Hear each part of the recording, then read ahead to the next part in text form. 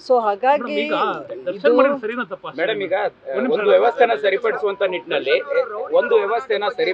ನಿಟ್ಟಿನಲ್ಲಿ ರಾಜಕಾರಣಿಗಳ ಒಂದು ಬೆಂಬಲ ಮತ್ತು ಅವ್ರಿಗಿರ್ತಕ್ಕಂಥ ಅಧಿಕಾರದ ವ್ಯವಸ್ಥೆ ಕೂಡ ಪ್ರಮುಖ ಆಗುತ್ತೆ. ಸೊ ಹಾಗಾದ್ರೆ ಇದರಲ್ಲಿ ಈಗ ದರ್ಶನ್ ಅವರಿಗೆ ಸಿಗ್ತಾ ಇರ್ತಂತ ರಾಜಾತೀತದಲ್ಲಿ ರಾಜಕಾರಣಿಗಳದು ಮಾತ್ರ ಅಲ್ಲ, ಜೈಲಲ್ಲಿ ನಮ್ಮ ಇದರ ಪ್ರಕಾರ ಎಲ್ಲರೂ ಹೇಳೋದೇನು ಅಂತಂದರೆ, ಯಾರೇ ಇರಲಿ, ಯಾರೇ ಪ್ರಿಸ್ನರ್ ಇರಲಿ, ಒಂದು ಸ್ವಲ್ಪ ಹಣ ಖರ್ಚು ಮಾಡಿದ್ರೆ ಅವ್ರಿಗೆ ಎಲ್ಲ ಸಿಗತ್ತೆ ಅನ್ನೋದು ಜೈಲಲ್ಲಿ ರೂಪ ಅವರ ಒಂದು ಹೇಳಿಕೆಯಲ್ಲೇ ನಾವು ಕೇಳಿದ್ವಿ.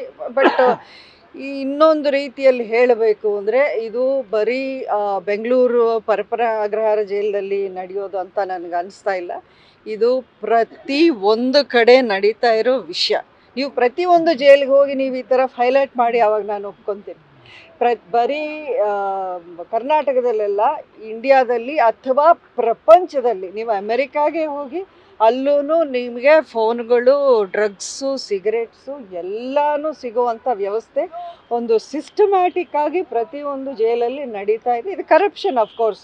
ಇದು ಸರಿ ಅಂತ ಹೇಳೋಕ್ಕೆ ಚಾನ್ಸೇ ಇಲ್ಲ. ಇದು ಕಾನೂನಿಗೆ ಇದು ವಿರುದ್ಧವಾದದ್ದು. ಬಟ್ ಆದ್ರೂ ಇವಾಗ ನಾನು ಹೇಳ್ತಾ ಇರೋದು, ಜಸ್ಟ್ ನೀವು ಒಮ್ಮೆ ಯೋಚನೆ ಮಾಡಿ, ಇದು ಸಿಸ್ಟಮಲ್ಲಿರೋ ಕರಪ್ಷನ್. ನೀವು ಒಬ್ಬ ವ್ಯಕ್ತಿನ ಯಾಕೆ ಪಾಯಿಂಟ್ ಔಟ್ ಮಾತ್ರ ಮಾಡ್ತಾ ಇದ್ದೀರಾ?